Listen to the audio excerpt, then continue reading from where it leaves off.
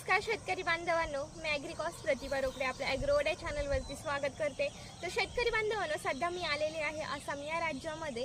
तर इथे आल्यानंतर मला काही नवनवीन गोष्टी बघायला मिळालेल्या आहेत, म्हणजे फळबागा बघायला मिळालेल्या आहेत। तर त्यापैकी तुम्ही आता इथे बघू शकता, हे जे झाड आहे तर हे लिचीचं झाड आहे। मी इथे आल्यानंतर पहिल्यांदाच बघितलेलं आहे, कारण हे आपल्या महाराष्ट्रामध्ये येत नाही, हे बाकीच्या राज्यांमध्ये आपल्याला बघायला मिळतं। तर चला आपण बघूयात लिचीचे झाड।